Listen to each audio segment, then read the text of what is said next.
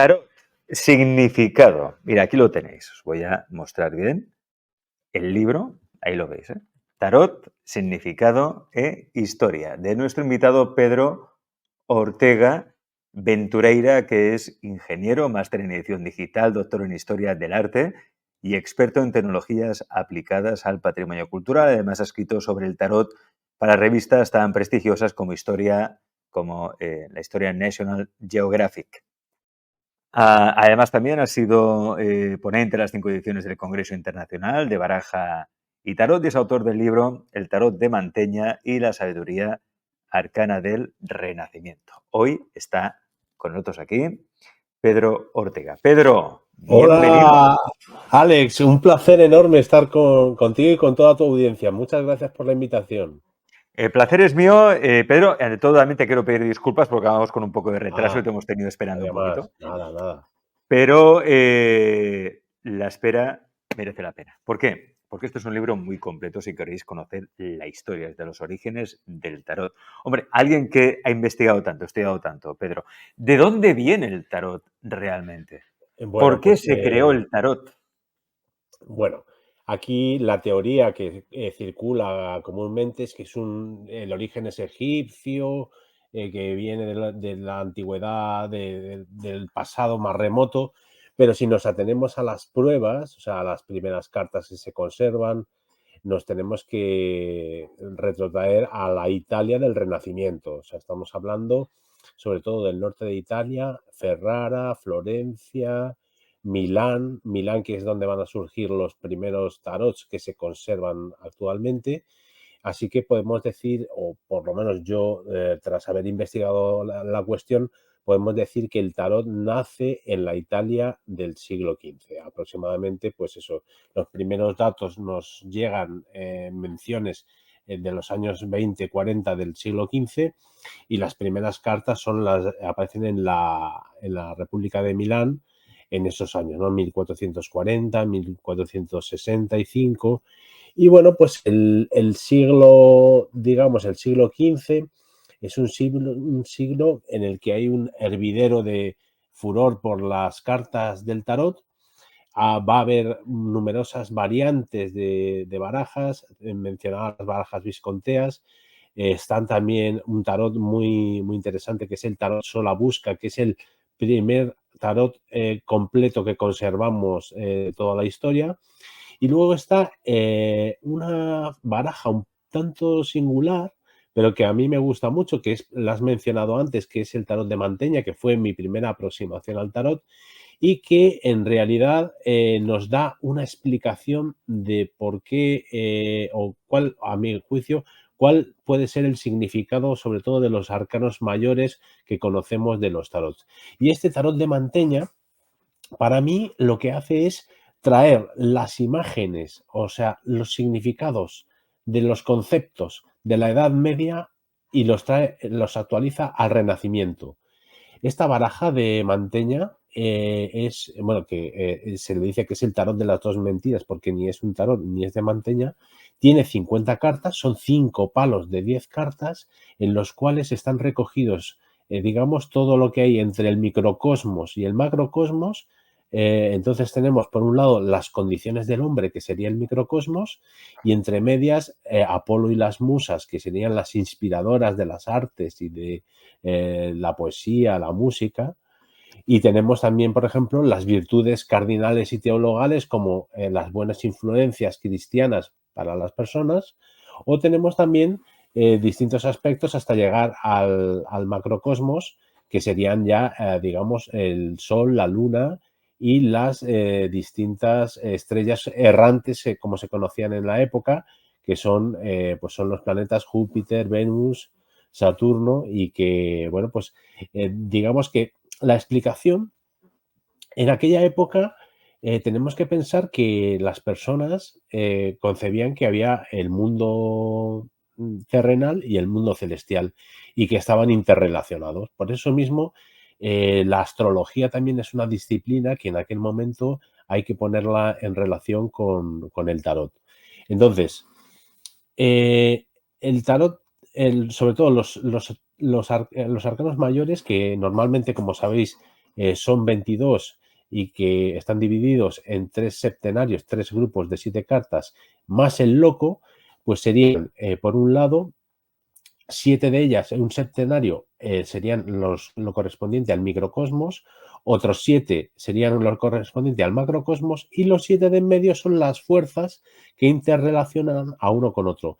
¿Con esto qué quiero decir? Que si el nivel más bajo en el escalafón del hombre, que pueda ser el mísero, hasta llegar a ser el emperador o el papa, pues eso se hace a través de fuerzas que interrelacionan el mundo de lo terreno con el mundo de lo celestial. Estamos hablando del Sol, de la Luna y de su influjo en el planeta Tierra, por decirlo así, en las condiciones del hombre. No sé si he respondido un poco a tu pregunta, Alex. Sí, has respondido a mi pregunta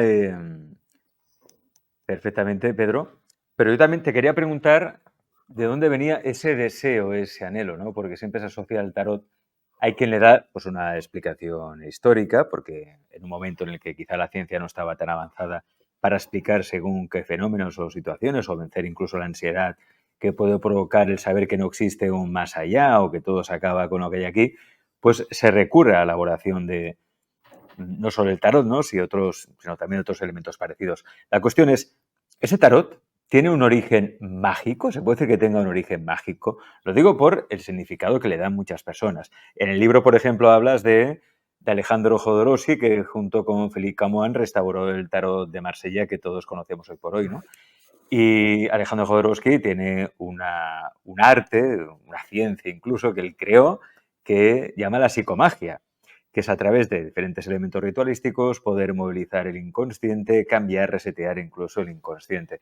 Por hablar de Carl Gustav Jung, que no está demostrado que utilizara el tarot en consulta, pero sí que era investigador, estudioso o al menos curioso del tarot, y hay profesionales incluso de la psicología que utilizan el tarot con fines terapéuticos, ¿no? O sea, vemos que el tarot es algo más que simplemente una explicación que se le busca a unos fenómenos en el origen de la historia o la edad medieval, etcétera, etcétera, sino que va un pasito más allá, o sea, tiene que ver con algo que está dentro de nosotros, ¿no? Con el mundo del inconsciente, con aquello que no vemos, Sí, lo invisible. sí, el caso es que el tarot tiene, pues en su historia, al ir viendo, en realidad, en el tarot de los orígenes que comentaba antes, no sabemos a ciencia cierta para qué se usaba. O sea, lo que sabemos es que el tarot empieza a utilizarse como herramienta de adivinación en el siglo XVIII. Lo que hay antes, pues yo lo expongo un poco en el libro, ¿no? Algunas posibilidades de posibles usos tanto esotéricos como exotéricos. Con esto quiero decir tanto de aspectos ocultos como de los que no lo son. Efectivamente, el tarot tiene muchos rostros, tiene muchas vertientes, tiene muchas aplicaciones. Es verdad bueno, Jodorowsky, que mencionabas tú y que hablo de él obviamente en el libro, es uno de los grandes usuarios del tarot y que utiliza el tarot con fines sanatorios. ¿Qué sucede con esto? Yo también estoy un poco en la línea de Sally Nichols, que escribe el libro de Jung y el tarot, a propósito de lo que mencionaba de Carl Gustav Jung. Es verdad que Jung no usa el tarot, pero esta autora cree identificar los arquetipos junguianos dentro de los arcanos mayores del tarot. Entonces, para mí, el uso correcto, uno de los usos que podemos hacer del tarot es verlo como un espejo. En el espejo nos vemos reflejados y si nos sale, no importa, yo diría que no importaría incluso qué carta nos sale, sino que aquella carta que al azar levantamos nos va a ponernos de manifiesto un aspecto de nuestra vida. Un aspecto de nuestra vida sobre el que podemos relacionar nuestras problemáticas o nuestro comportamiento y reflexionar y sacar nuestras propias conclusiones a la vista de los signos que esos elementos representan. Y es que, bueno, es muy curioso, he de decir que si bien hay una multitud de barajas distintas de tarot en los primeros siglos, digamos, del siglo XV en adelante. A partir del siglo XIX, y sobre todo en el XX, casi todos los tarots que hay publicados son revisiones del tarot de Marsella.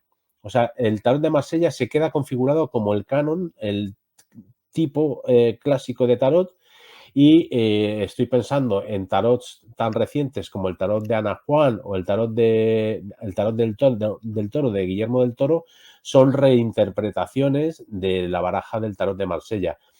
Tú decías, has mostrado ahí, Alex, una página donde se ve el Sí, tarot Camoin-Jodorowsky.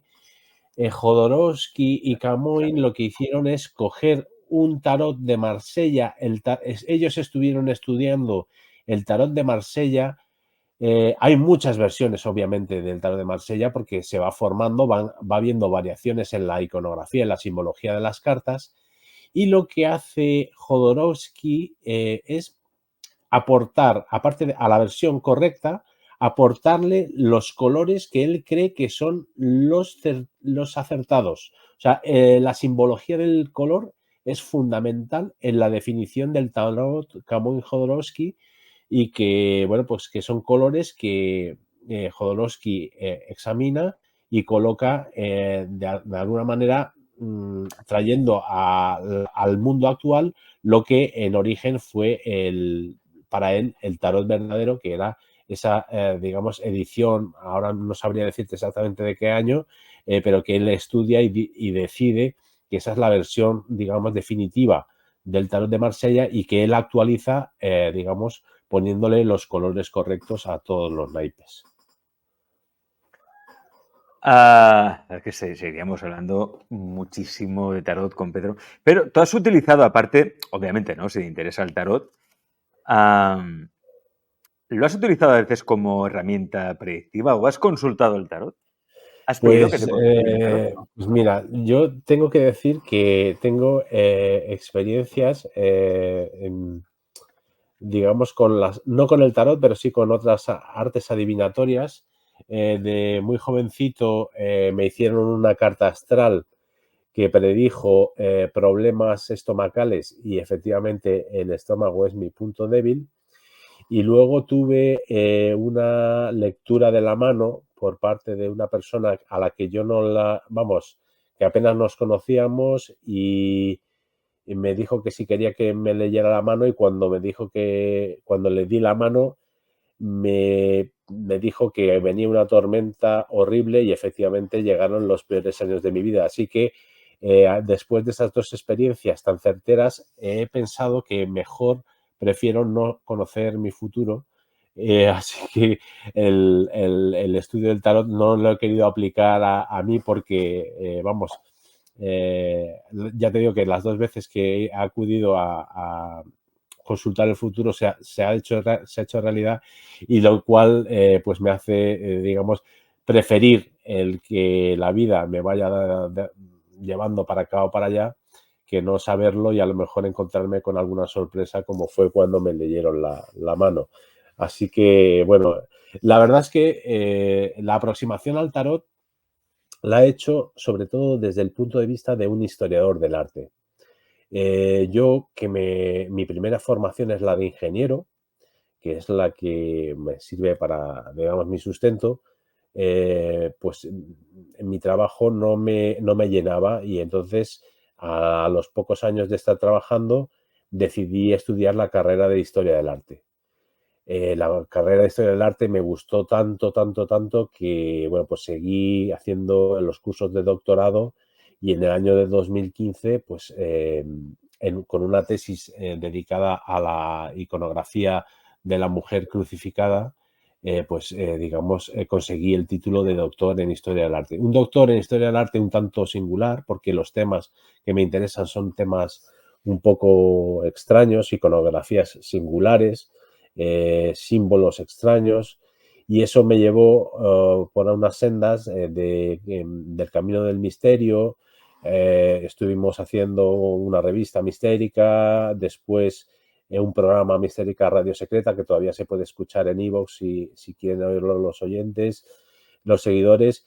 y que desembocó en la invitación a un congreso, al primer congreso de baraja y tarot, en un momento en el que yo no sabía nada de tarot y una amiga, la organizadora Victoria Braojos, me dijo: Pedro, tienes que dar una conferencia en este congreso, así que apáñatelas como puedas, que para eso eres historiador del arte y te gustan los temas tan singulares que te gustan. Y fue en ese momento cuando cayó en mis manos el tarot de Manteña y fue abrir las cartas del tarot de Manteña y abrírseme el universo del tarot en el siglo XV, y a partir de ahí, pues la carrera hacia adelante a descubrir tarots como el Minchate, el tarot de Marsella y luego, bueno, pues todos los usos adivinatorios, todos los usos mágicos, usos talismánicos del tarot, vinculaciones con la alquimia, con la cábala, con la astrología. Digamos que se abrió un mundo de posibilidades que era muy interesante. Y aquí aprovecho el espacio que me das, Alex, para hacer una reivindicación, y es que normalmente en el momento en el que vivimos, cuando estudiamos una carrera fundamentalmente de letras o de las humanidades, parece que cuando tú mencionas el tema de la astrología, la cábala, la alquimia, parece que todo eso está maldito, que eso no existió, que que te gustan cosas raras. No, no, no, no, no. Hay que pensar que esas disciplinas tuvieron mucha importancia en la historia de la humanidad. Para poner un ejemplo, por ejemplo, en el Renacimiento, el duque de Milán no iba a ver al Papa si sus astrólogos no le decían que los augurios eran correctos. O sea, ya había Leonelo d'Este, por ejemplo, se vestía del color del astro que regía ese día. O sea, tomaban sus decisiones basándose en predicciones esotéricas. O sea, que lo que podemos creer o no creer, pero lo que no podemos hacer es negar que el esoterismo ha tenido un peso en las decisiones, en la cultura, en el devenir histórico de la humanidad. Y hablo del Renacimiento, pero es que nos podemos remontar a Egipto, a Grecia, a Roma. En todas las épocas de la humanidad está presente el elemento esotérico, que parece que ahora hemos querido borrar. O sea, todo lo que Sí. huela a esas disciplinas no se menciona. Entonces, hay una rama de los estudios actual que se llama la ocultura, que por cierto es un tema que defiende mucho el escritor Javier Sierra y a quien yo sigo bastante. Pues esa ocultura es la que vengo a defender yo en publicaciones como este libro de Tarot, Significado e Historia, porque pienso que debemos tener en cuenta los aspectos esotéricos a la hora de estudiar, digamos, la historia, la antropología, bueno, el hombre y su devenir a lo largo de los siglos. O sea que eso es un poco lo que reclamo. Estamos de acuerdo, Pedro, y por eso desde aquí, desde el programa, desde Alex Comunica, siempre recomendaremos libros como este que ahora os voy a enseñar y vais a ver en pantalla. Tarot, Significado e Historia, de Pedro Ortega Ventureira, editado por Kairos, una editorial que ya sabéis a la que siempre hemos tenido y tenemos mucho cariño. Tarot, Significado e Historia, un libro que podéis encontrar en todas las librerías físicas y digitales habidas y por haber, de nuestro invitado hoy en Alex Comunica, Pedro Ortega Ventureira, ingeniero máster en edición digital y doctor en historia del arte y experto en tecnologías aplicadas al patrimonio cultural. Pedro, muchas gracias por estar en Alex Comunica. No, las gracias a ti y a todos tus compañeros, y es un placer haber estado compartiendo estos minutos con vosotros.